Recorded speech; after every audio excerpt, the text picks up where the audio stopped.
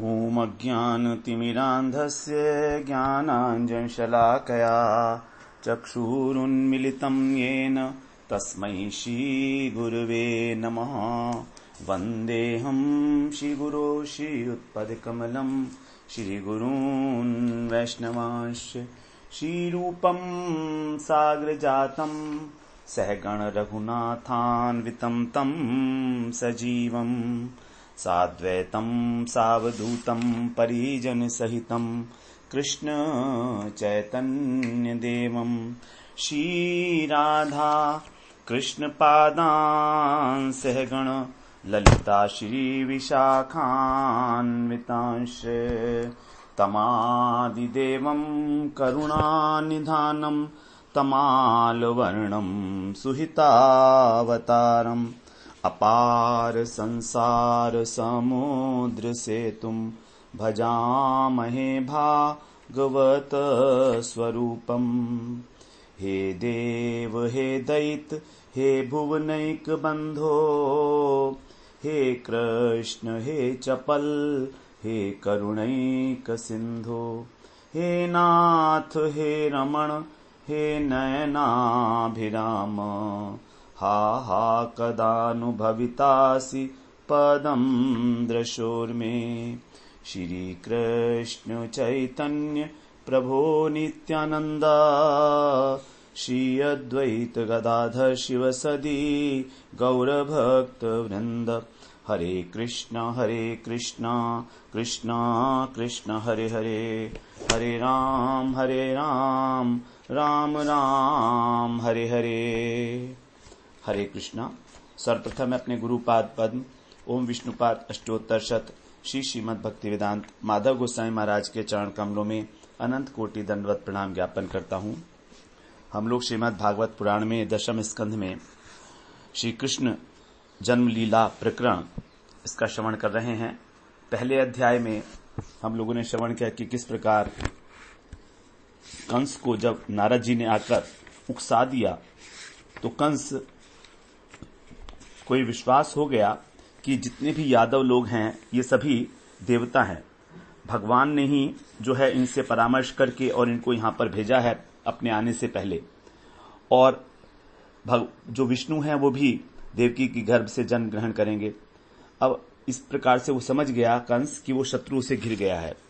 इसलिए अब जो कंस है वो बहिर्मुख है, विषयासक्त है, तो उसने इस बात को स्वीकार किया।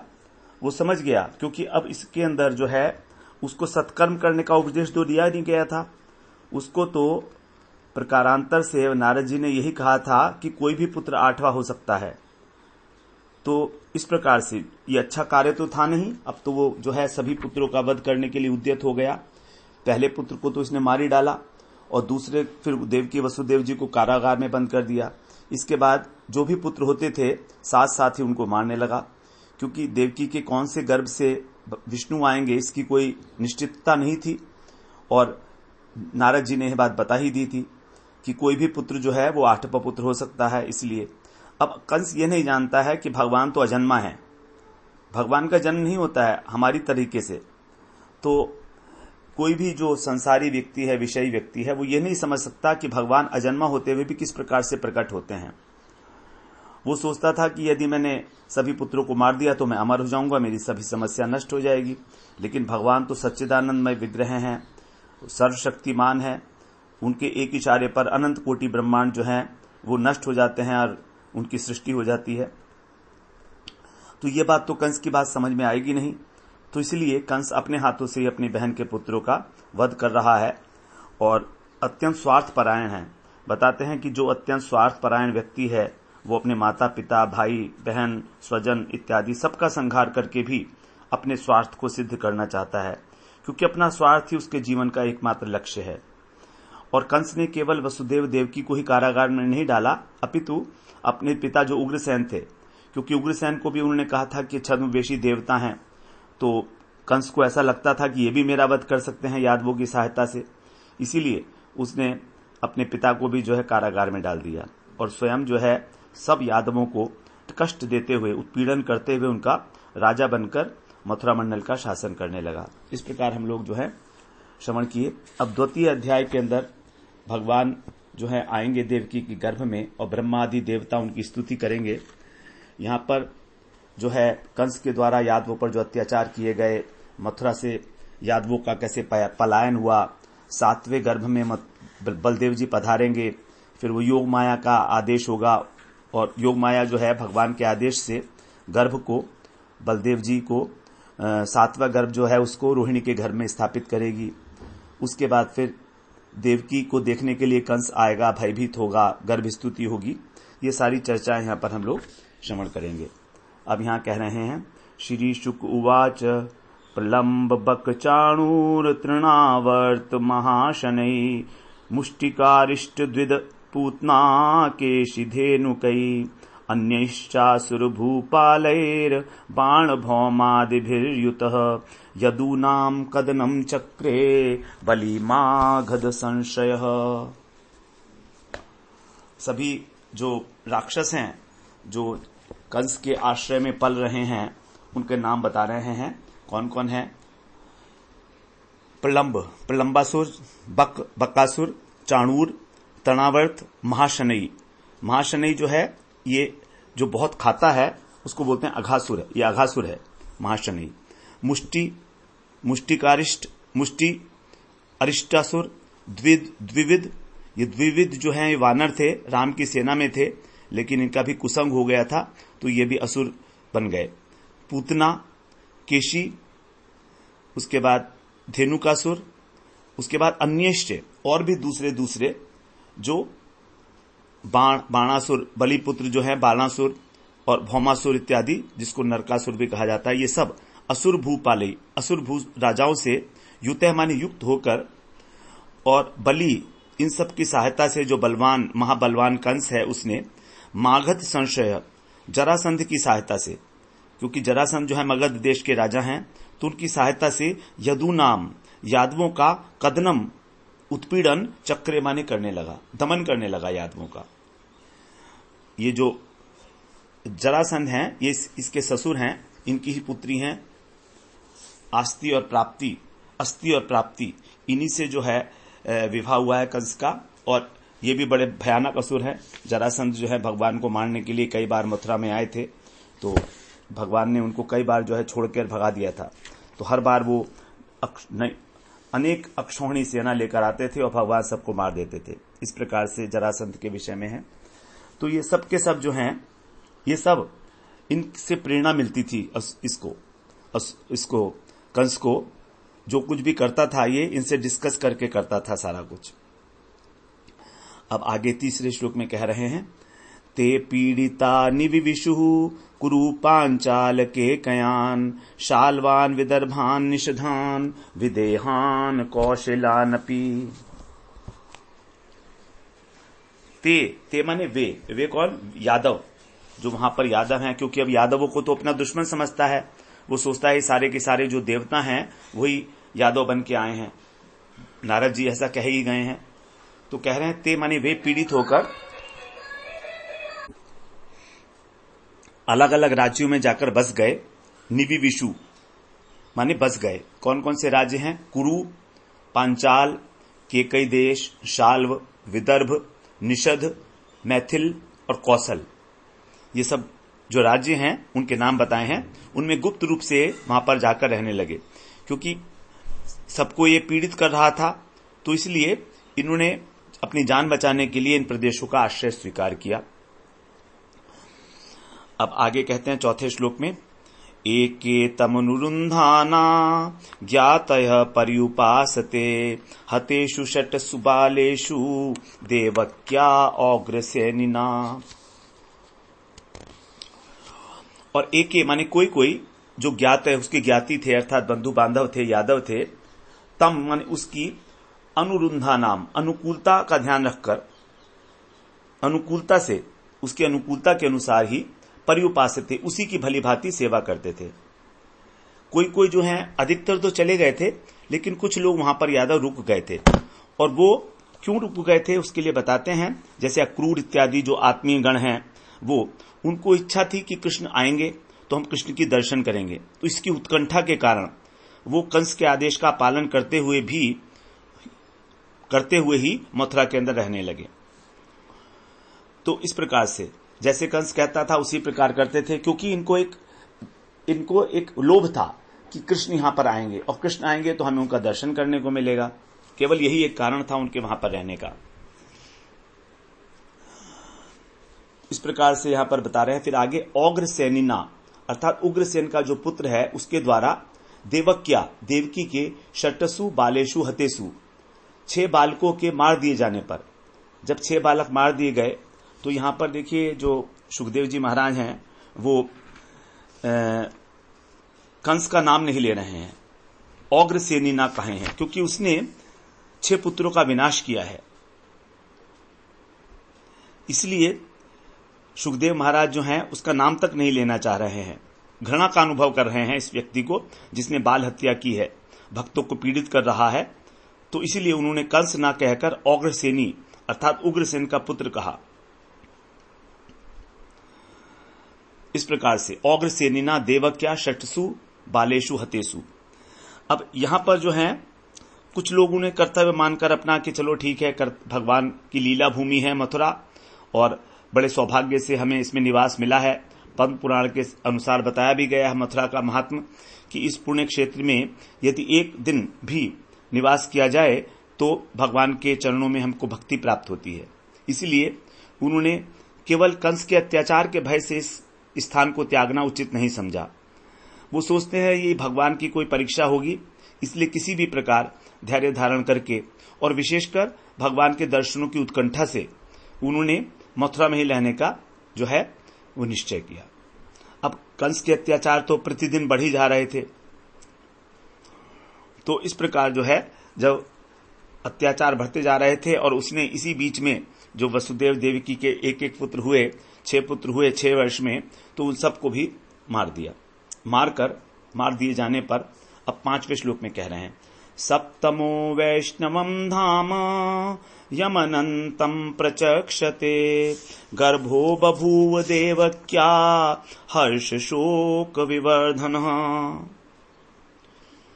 यम 6 पुत्रों के मार दिए जाने पर क्या हुआ, यम अनंतम जिन्हें अनंत प्रचक्षते माने कहा जाता है, ऐसे वैष्णवम धाम भगवान विष्णु के वो जो धाम है अर्थात भगवान विष्णु के वो अंश हैं, वे देवकी के हर्ष शोक विवर्धन है, हर्ष और शोक को बढ़ाने वाले सप्तम गर्भ 7वें गर्भ के रूप में बभू माने उत्पन्न हुए, स्थित हुए।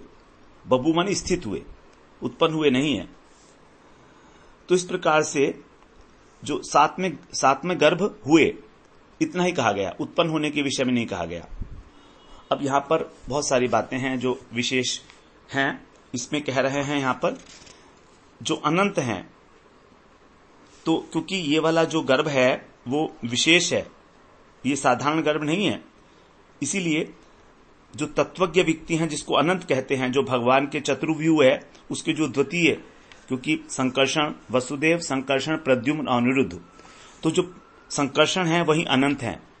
तो इस प्रकार भगवान के जो अंश हैं वैष्णव धाम का अर्थ जो है अंश भी होता है। इस प्रकार भगवान के अंश ही जो हैं देवकी के 7वें गर्भ में आकर उपस्थित हुए हैं।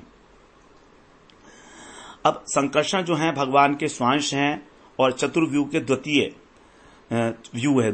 व्यू। तो यहां पर सुखदेव जी महाराज ने उनको सप्तमो भगवत अंश नहीं कहा, बल्कि ये कहा सप्तमो वैष्णवम धाम। भगवान यहां पर कह सकते थे वो सप्तमो भगवान अंश, भगवद अंश। तो क्योंकि धाम शब्द के अनेक अर्थ बताए गए हैं। धाम का शब्द होता है रश्मि अर्थात किरण, धाम का अर्थ होता है गृह, गेह, देह, शरीर, स्थान, जन्म और प्रभाव। इस 6 जो हैं ये बताए गए हैं धाम के अर्थ। अब धाम शब्द का अर्थ श्रीधर स्वामी पाद ने अंश ग्रहण किया है। वो कहते हैं कि संकर्षण जो है भगवान श्री कृष्ण के अंश हैं, लेकिन वो केवल मात्र अंश ही नहीं है, वो उनकी सेवा भी करते हैं। जैसे अनंत संहिता में कहा है, निवास शय्यासन पादुकांशु उपाधान वर्षा तप वारणादि भी। तो संकर्षण भगवान जो हैं वो भगवान के निवास, भगवान की शैया, भगवान की आसन, पादुका, उनका छत्र, ये सारी चीजें 10 प्रकार से भगवान की सेवा करते हैं भगवान की। इसीलिए यहां पर धाम का अर्थ है आसन, क्योंकि भगवान अब 8वें गर्भ में आने वाले हैं, इसीलिए यहां पर कहा कि जो उनके लिए आसन प्रोवाइड करते हैं, अर्थात उनके आने से पहले, भगवान के आने से पहले एक आसन बिछाया जाएगा ना, तो क्योंकि आसन स्वयं ही आसन है ये बलदेव प्रभु, तो इसीलिए वो स्वयं आए 7वें गर्भ में। भगवान की द्वितीय देह हैं बलदेव जी। संकर्षण भगवान की द्वितीय मूर्ति कहा जाता है, इसीलिए यदि हम इस धाम का अर्थ देह ले लें तो भी ठीक है। तो इस धाम का अर्थ यहां पर हम देह भी ले सकते हैं। अंश तो है ही, अंश तो बताया ही है उन्होंने, जो श्रीधर स्वामी पाद हैं उन्होंने ये तो बताया ही है कि अंश है इसका भाग, इसका अर्थ धाम का अर्थ। लेकिन इसके अतिरिक्त भी बहुत सारे अर्थ हैं, तो इस प्रकार धाम का हम कई अर्थ ले सकते हैं। यदि केवल अंश कहते तो केवल अंश ही एक अर्थ होता, लेकिन धाम कहने से धाम का एक अर्थ हो गया अंश, धाम का एक अर्थ हो गया देह, धाम का एक अर्थ हो गया आसन अर्थात आश्रय स्वरूप है, और प्रकाश है। धाम का एक अर्थ है रश्मि, तो प्रकाश है, तो इसीलिए उन्होंने वैष्णव धाम कहा यहां पर। तो यहां पर जो है वैष्णव धाम मतलब पहले धाम प्रकाशित होगा और उसके बाद फिर उसमें धामी आएंगे। धामी कौन है? कृष्ण। इस प्रकार से यहां पर, और ये भी कहा कि जो देवकी हैं उनके हर्ष और शोक दोनों उनके अंदर उत्पत्ति हुई। तो उनके हर्ष का कारण है कि हमारे दुख की अब रात्रि जो है वो बीतने वाली है, क्योंकि इस गर्भ के पश्चात जो है दूसरे गर्भ में अर्थात 8वें गर्भ में भगवान आएंगे, और दूसरी बात हम उनका लालन पालन करेंगे। और शोक का कारण ये भी है कि पुत्रों की भांति कहीं जो है 7वें गर्भ का बालक जो है हमारा ये भी कंस के हाथों से न मारा जाए। तो क्योंकि 7वां आ गया है इसलिए अष्टम में भगवान आने वाले हैं, तो उनको हर्ष हो रहा है। और ये 7वां हमारा बालक कहीं मारा ना जाए, जैसे पहले 6 मारे गए हैं, तो इसलिए जो है उनको दुख हो रहा है।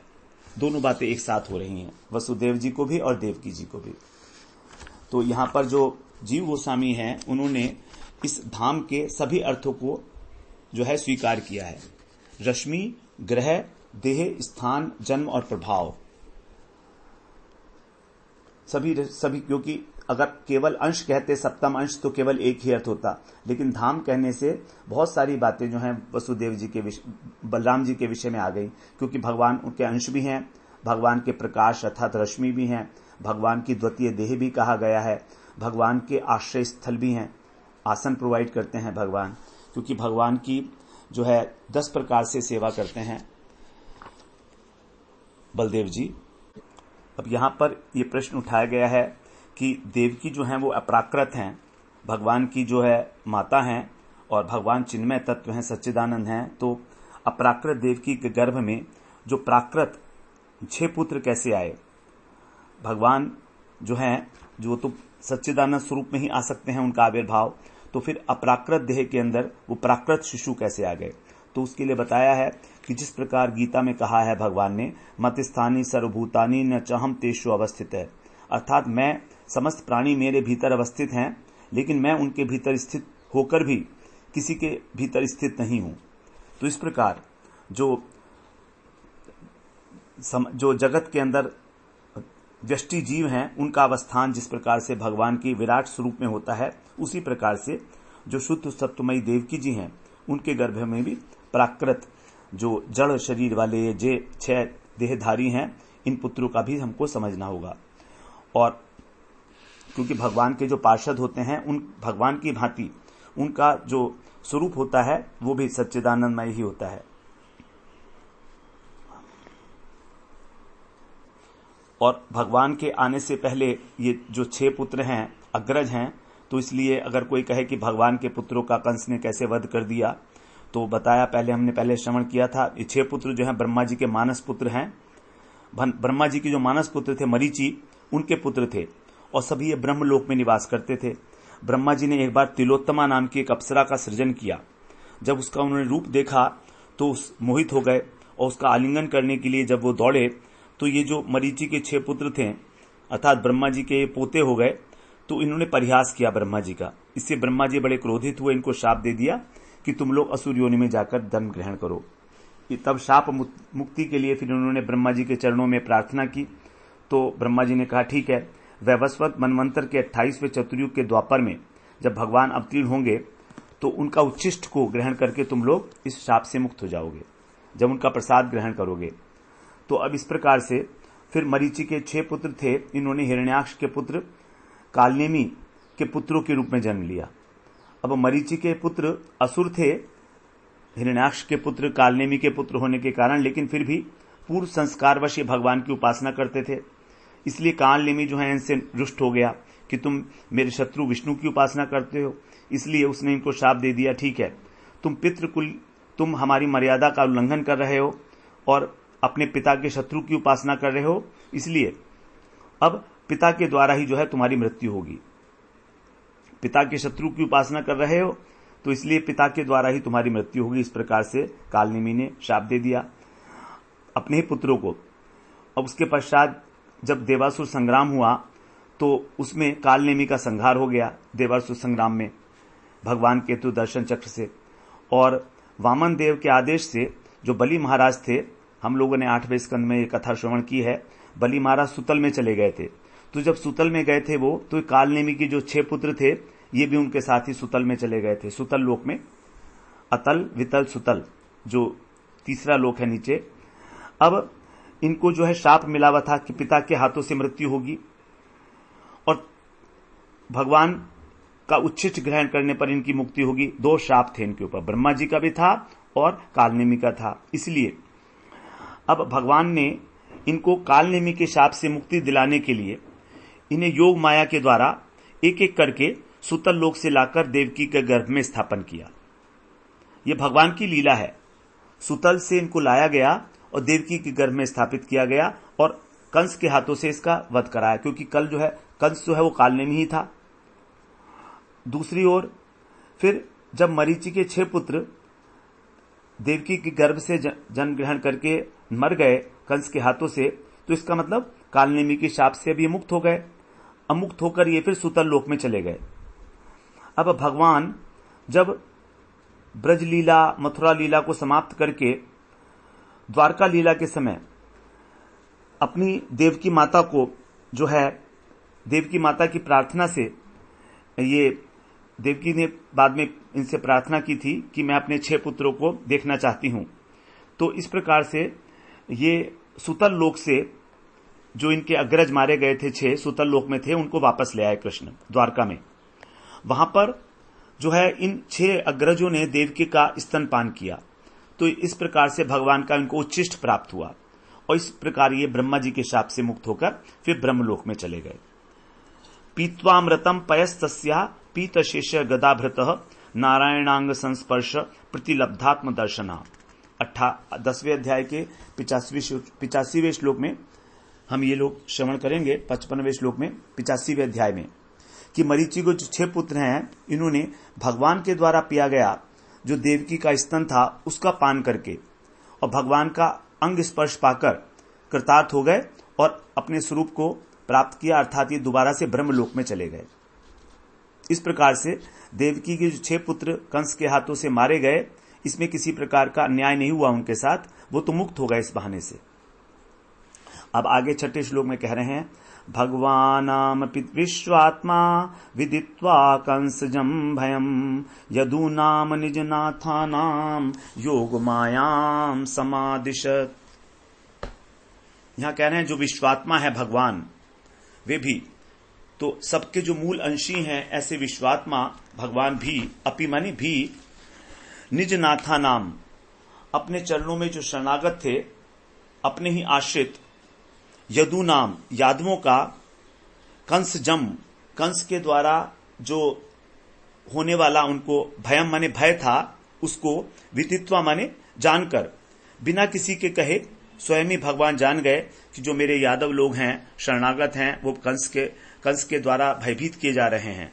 ऐसा जानकर योग मायाम समादिशत, अपनी जो उनकी अचिंत्य योग माया शक्ति है उसको उन्होंने समादिशत अच्छी प्रकार से आदेश दिया, समझाकर प्रोत्साहन देते हुए भगवान ने उसको आदेश दिया। तो भगवान जो हैं जान गए, भगवान तो सबके अंतरात्मा है, विश्वात्मा है, तो जान गए कि मेरे जो अनुगत यादव जिन्होंने जन्म लिया है यादवों के रूप में, ये कंस के अत्याचारों से अत्यंत भयभीत हो चुके हैं। इसलिए उन्होंने जो है योग माया, जो भगवान की अपनी शक्ति है, चित्त शक्ति है, उसको इस प्रकार का आदेश दिया। अब भगवान आदेश दे रहे हैं योग माया को, गच्छ देवी ब्रजम भद्रे गोप गोभिरलंकृतम रोहिणी वसुदेवस्य भार्यास्ते नंद गोकुले अन्याश्च कंस संविघ्ना विवरेषु वसंती। कह रहे हे भद्रे, हे कल्याणी, हे देवी अर्थात हे जगत पूज्य, गोप गोभी अलंकृतम, जो गोप और गायों से अलंकृत है, ऐसे ब्रजम गच्छ, तुम ब्रज में जाओ। तो वहां पर नंद गोप इत्यादि गोप हैं और उनके द्वारा जो परिपालित गौ समूह है, उनके द्वारा जो सुशोभित ब्रज है उसमें तुम जाओ। और वहां पर क्या करना है तुमको, गोकुले, गोकुल में वहां पर नंदालय के अंदर वसुदेवस्य भार्या रोहिणी, जो वसुदेव की भार्या हैं रोहिणी जी, वसुदेव जी की पत्नी जो रोहिणी जी हैं, आस्ते, वहां पर आस्ते माने हैं वहां पर, और अन्याश्च, और भी बहुत सारी पत्नियां हैं। रोहिणी के अलावा वसुदेव जी की अन्य भी बहुत सारी पत्नियां हैं। वे सब कंस माने कंस से उद्विग्न होकर विवरेशु वसंती, गुप्त गुप्त स्थानों में निवास कर रही हैं। तो कह रहे हैं तुम ब्रज में जाओ, वहां पर जो रोहिणी जी हैं वो तो ब्रज में निवास कर रही हैं, नंदालय में, नंद गोकुले, नंद गोकुल का मतलब नंदालय में। तो रोहिणी जी तो नंद में है, गोकुल में है, लेकिन और जो पत्नियां हैं वो अलग अलग स्थानों के ऊपर निवास कर रही हैं, ये बताया रोहिणी योग माया को उन्होंने। तो जब वसुदेव जी को पता लगा था कि ये कंस जो है सब बालकों को हत्या करना चाह रहा है, तो उसने वसुदेव जी ने क्या किया था कि चुपचाप ही जो ये रोहिणी जी थी इनको भेज दिया था, नंदालय में भेज दिया था, क्योंकि वहां पर जो है जाकर ये सेफ रहेंगी। वरना ऐसा भी हो सकता है कंस को कि ये लगने लगे कि रोहिणी के गर्भ का बालक तो जो है कहीं वो नहीं है। तो इस प्रकार से रोहिणी के गर्भ में नहीं था बालक, हाँ, रोहिणी भी उस समय गर्भवती थी। तो इसलिए वसुदेव जी ने अपनी पत्नी को, रोहिणी को भी भेज दिया था नंदालय में, और जो उनकी अन्य पत्नियां थी उनको भी इधर उधर गुप्त स्थानों में भेज दिया था। तो यद्यपि वसुदेव जी उस समय कारागार में थे, लेकिन जो कंस के आदेश से वसुदेव जी की जो और पत्नियां थीं वो भी उस समय वसुदेव जी के निकट आती जाती रहती थी, क्योंकि वसुदेव जी का जो कारागार, वसुदेव देवकी को जिस कारागार में रखा गया था वो एक साधारण कारागार नहीं था, वो एक विशिष्ट कारागार था। क्योंकि वसुदेव जी और देवकी किसी प्रकार के अपराधी तो है नहीं, तो उनको तो केवल इसलिए कैद कर रखा था कि कहीं इनके जो पुत्र हैं वो कहीं अपने पुत्रों को बाहर ना भेज दें। तो इसलिए विशेष कारागार था, और वहां पर जो है वसुदेव जी की जो और पत्नियां थी और भी जो संबंधी थे उनके आने जाने के लिए छूट थी वहां पर। तो इस प्रकार से वसुदेव जी की सभी पत्नियां जो हैं वसुदेव जी के निकट आती रहती थी। तो जब वसुदेव जी ने देवकी में और रोहिणी में दोनों पत्नियों में गर्भ का लक्षण देखा, तो मन में सोचा कि देवकी और रोहिणी एक साथ बच्चों को जन्म देंगी तो क्या होगा, हो सकता है जो ये कंस है दोनों ही पुत्रों का विनाश कर दे। इसीलिए उन्होंने रोहिणी जी को जो है गुप्त रूप से नंद महाराज के पास भेज दिया था। तो मथुरा में जब देवकी जी 7 महीने की गर्भवती थी, तो गोकुल में नंदालय में भी रोहिणी जी उस समय 7 महीने की गर्भवती थी। तो ऐसे समय में फिर भगवान ने योग माया को निर्देश दिया था। अब आगे बता रहे हैं, आगे क्या उसको कहा है, योग माया को क्या करने के लिए कहा गया है। 8वें श्लोक में कह रहे हैं, देवक्या जठरे गर्भम शेखाख्यम धाम मामकम तत्सन्निकृष्य रोहिण्या उदरे सन्निवेशय। क्या करना है तुमको, देवक्या जो वसुदेव की पत्नी है देवकी, उनके जठरे माने उनके गर्भ में शेषाख्यम, शेष नामक मामकम धाम, मेरे जो अंश हैं, मेरे जो धाम हैं बलदेव, वे आविर्भूत हुए हैं। तत्गर्भम, उस गर्भ को तुम सन्निकृष्य, देवकी के गर्भ से आकर्षण करके अर्थात निकालकर खींचकर रोहिण्या, जो नंद गोकुल में स्थित वसुदेव की पत्नी रोहिणी है, उनके उदरे माने उदर में सन्निवेश है, स्थापन कर दो। तो ये जो आए हैं ये हैं मेरे ही धाम है, इनका नाम है शेष।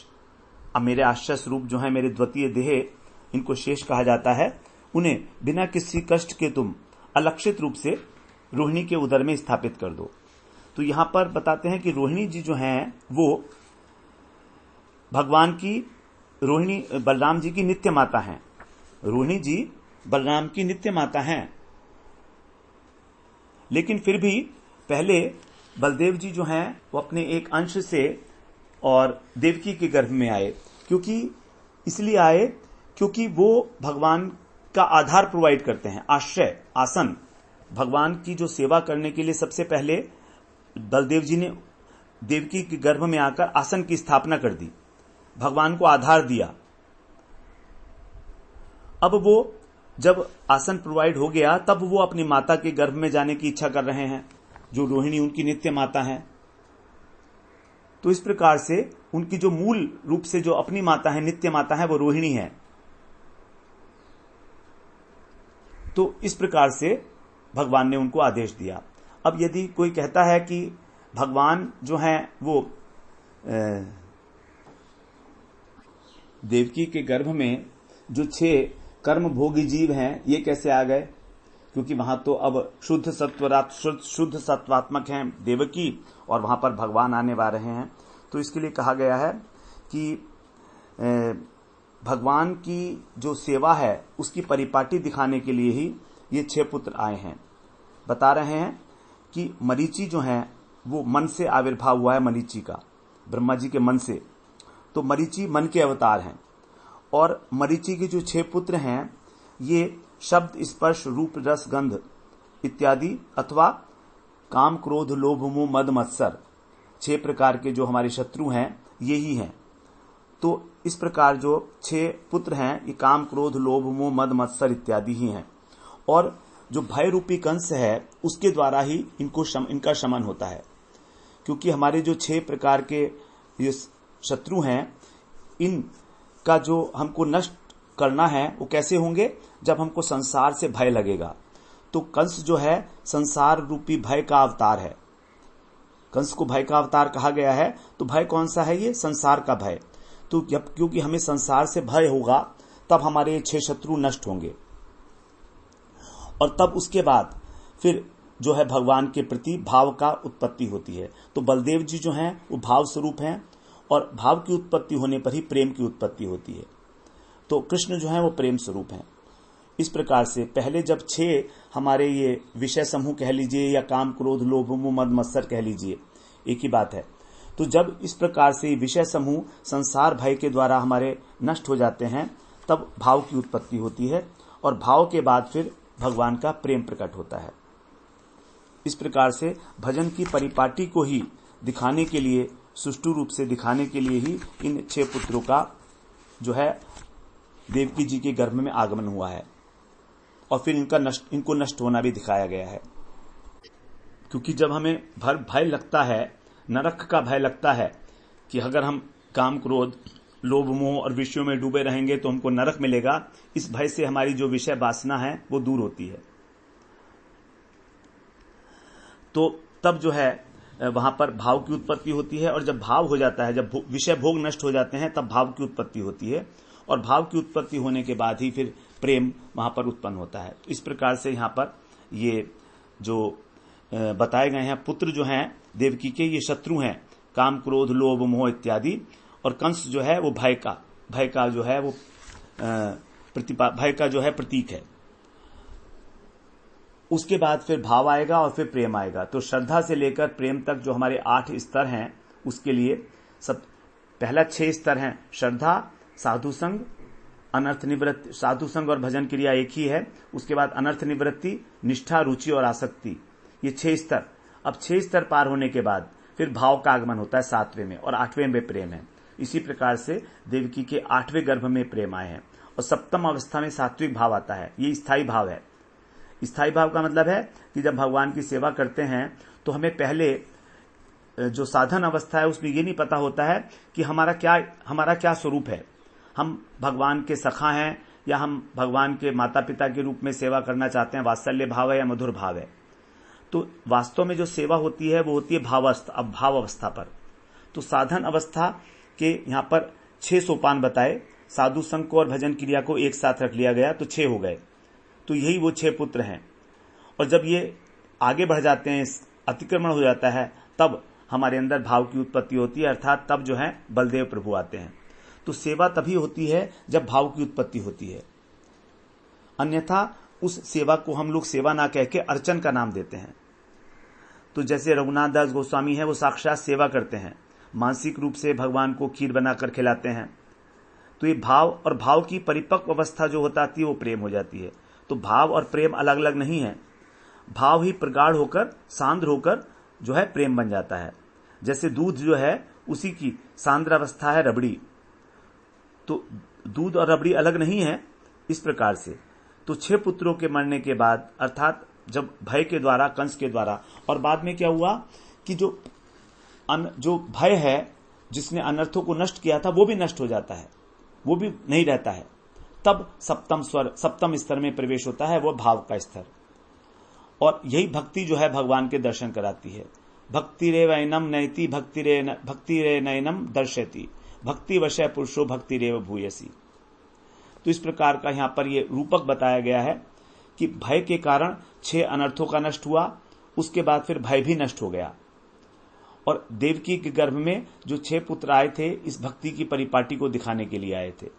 और परिपाटी दिखानी इसलिए आवश्यक है जिससे साधक का उत्साह बना रहे, क्योंकि जनरली साधक को ऐसा लगता है कि भजन करने पर उसके अंदर अभी भी काम, क्रोध, रूप इत्यादि बैठे हैं। इसलिए इस बात को पुष्ट करने के लिए ही यहाँ पर जो है रूपक के रूप में 6 पुत्रों को बताया गया कि हमारे 6 शत्रु हैं, इनके नष्ट होने पर वहां पर भाव की उत्पत्ति होती है, और उसके बाद फिर भगवान वहां पर साक्षात रूप में आ जाते हैं। इस प्रकार से जो है यहां पर बताया गया 8वें श्लोक में। अब 9वें श्लोक में कह रहे हैं, अथमंश भागेन देवक्या पुत्रताम शुभे प्राप्स्यामि त्वं यशोदायाम नंदपत्न्याम भविष्यसि। भगवान अभी उसको आदेश दे रहे हैं, हे शुभे अर्थात हे सर्वमंगले, हे भद्रे, अथमने इसके पश्चात, अर्थात देवकी का 7वां गर्भ आकर्षण करने के पश्चात तुम्हें क्या करना है, अहम मैं अंश भागेन अपने पूर्ण रूप से देवक्या पुत्रताम प्राप्स्यामि देवकी का पुत्र बनूंगा, त्वम नंदपत्न्याम और तुम नंदपत्नी के यशोदा के गर्भ से भविष्यसी जन्म लोगी, केवल जन्म मात्र लोगी। तो ये आदेश दिया गया कि तुम जो है यशोदा के गर्भ से जन्म लोगी और मैं जो है उनका पुत्र बनूंगा। तो यहां पर भगवान ने ये नहीं कहा कि तुम उसकी पुत्री बनोगी, ये नहीं कहा, केवल तुम यशोदा के गर्भ से आविर्भूत मात्र होंगी, आविर्भूत होंगी केवल, अर्थात किसी भी प्रकार की वात्सल्य नहीं होगा यशोदा का तुम्हारे प्रति। कोई नहीं कहता है कि योग माया जो है यशोदा की पुत्री हैं, क्योंकि केवल उत्पन्न हो जाना ही पुत्रत्व और पुत्रित्व का लक्षण नहीं है। जब तक बच्चे का पालन पोषण नहीं किया जाए तब तक वास्तविक में उसको पुत्र या पुत्री नहीं कहा जा सकता। यशोदा जान भी नहीं पाएंगी कि तुम्हारा जन्म हुआ है, तुम वहां से तुरंत चली जाओगी। तो केवल तुम जो है ब्रज में यशोदा के गर्भ से जन्म लोगी, बस इतना ही भगवान ने कहा उनको। यदि योग माया कहें कि क्या मैं ब्रज में नहीं रह सकती आपकी सेवा करने के लिए, तो कृष्ण कहते हैं तुम रहोगी, लेकिन अलक्षित रूप से रहोगी। मेरी बहन बनकर, यशोदा की पुत्री बनकर नहीं रहोगी, तुम पौर्णमासी देवी बनकर रहोगी। तुम, क्योंकि तुम्हारे बिना तो मेरा काम ही नहीं चलेगा, सारी लीलाओं का संपादन तो तुम ही करोगी। तो लीलाओं का संपादन करने में जो योग माया है वो भगवान की सहायक हैं और पौर्णमासी के रूप में वो आई हैं। लेकिन नंद पत्नी के गर्भ से जन्म लेने के बाद वो तुरंत ही जो है वसुदेव जी उनको लेकर यहां से चले गए थे।